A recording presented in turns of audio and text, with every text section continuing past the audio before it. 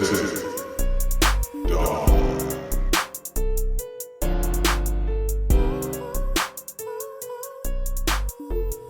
What's crackalackin', y'all? It's your boy Tech Donnie Don, and I'm here with a little video. Hopefully my audio's okay. We're gonna see. But yeah, man, we're here with just a little video.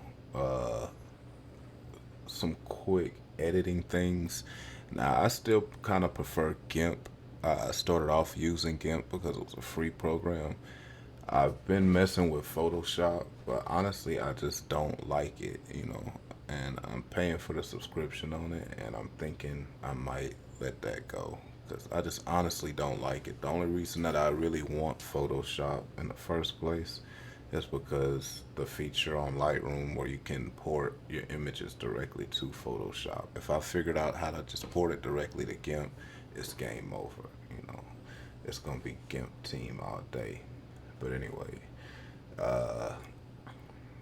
let's get into it. I'm gonna hop into my screen record and pull up a file and just kind of show you my process of editing. I'm probably not gonna do a lot of color correction because I do that in Lightroom, but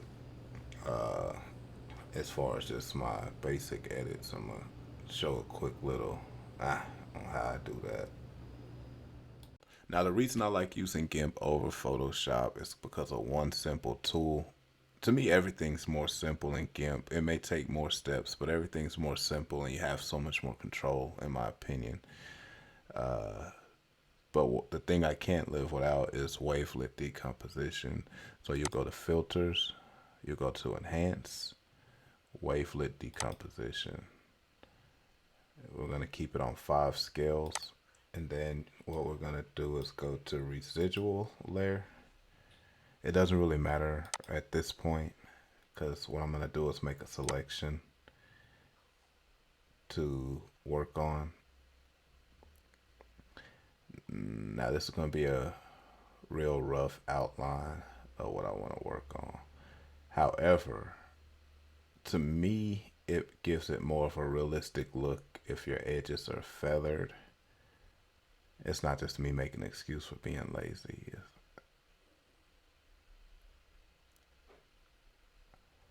So yeah, I have my edges feathered. I'm going to show you that real quick right here. Now when you do these outlines, one of the main things you're going to want to focus on is that you don't touch any of these hard lines. Like if you wanted this line gone or faded, then yeah, you could go over it, but I don't. Another area to be really careful of is right here in the nose area. As you can see, the image is already kind of grainy and specular for whatever reason. But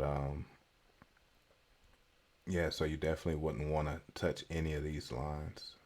None of that, nothing around the lips. You don't want to touch it because it's going to blur it all out. So we've used wavelet decomposition to make these scale groups, and each scale group contains different amounts of the image. So for instance, this residual layer is going to be the color. This next layer is going to be some color with some darker details. And then as you go up, it's going to be more and more of just the finer details, all the way till you get to like number 1, and that's where you see all this specularity. And if you really wanted to get gangster with it, if you just like really wanted to go the extra mile, you could actually take your brush tool, select a color to select a medium gray color, which I have selected there, and then brush over these gray lines, and it will essentially disappear anything that you don't want visible in the image. I may show you that a little later, but right now we're going to stick with residual layer. I'm going to turn all the layers back on. So we're going to stick with the residual layer. I'm going to go to Filters, Blur, Gaussian Blur. I never go over 20 when I do this. I'm going to do 22 here just because it doesn't matter that much.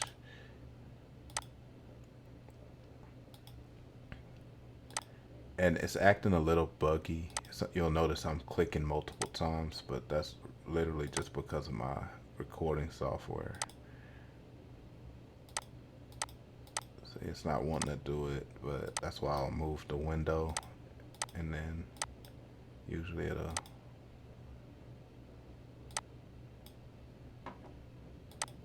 There we go. Yeah, that's not a GIMP issue. That's a recording software issue. Scale 4. I'm gonna do 4, and there you have it. We successfully gouged and blurred. I'm gonna zoom out, Control Shift A to remove the selections, and let's go ahead and hit another section of the face, which is the nose.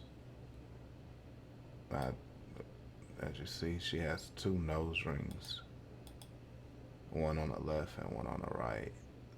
But all you gotta do is just not hit the nose ring. And I typically don't go into the darker parts, like the shadow areas of the nose, but I will give a nice little outline around the highlights of the nose. And then I'll go and kind of do like create a contour. If you see me clicking around extra in the windows, it's just to wake the screen up because of the software that I mentioned before. I wonder if I can.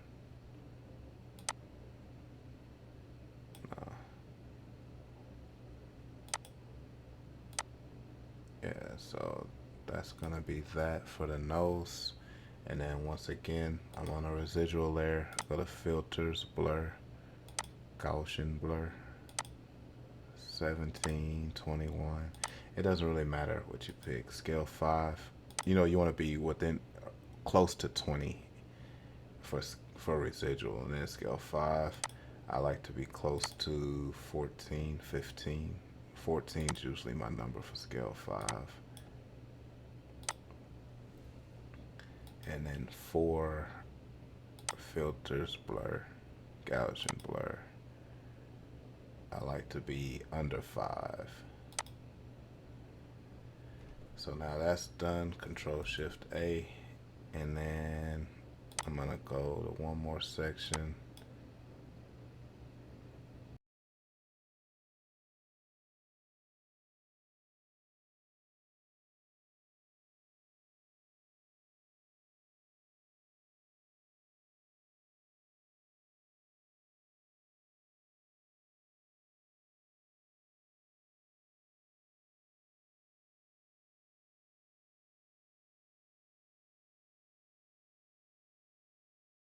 There we go. And since there's that little extra specularity there, I'm gonna hit scale 3 because I believe that's gonna have a lot of that. Yeah, so I'm gonna I'm gonna smooth all of that out. If you see that little extra specularity in that layer. I normally don't go to the 3rd layer, but I found recently that I don't mind, going 1 or 2. You don't have to go crazy. Okay, so scale 3 is done. And now, and like you can literally do this all over the entire body, right? You can do the arms, legs, like you can do everything with this technique. And I don't know, to me that's just a clean edit. Looks like I missed a little bit on the chin there.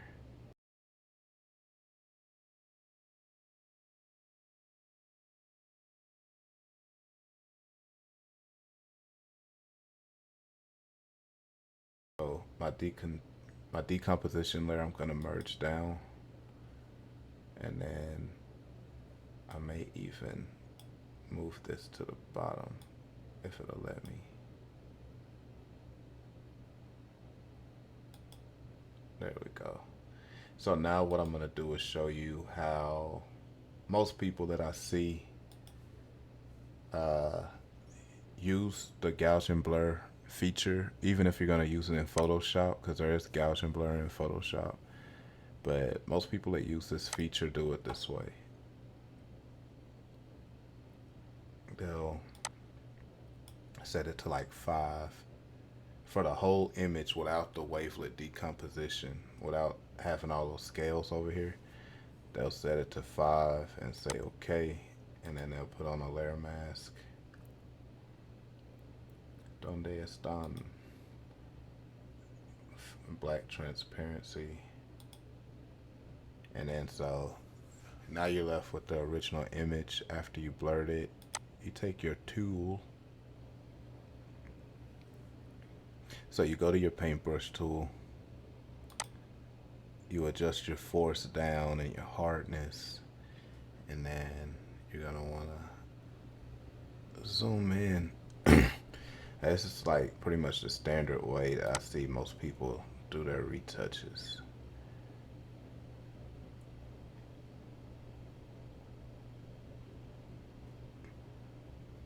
You just kind of smooth over.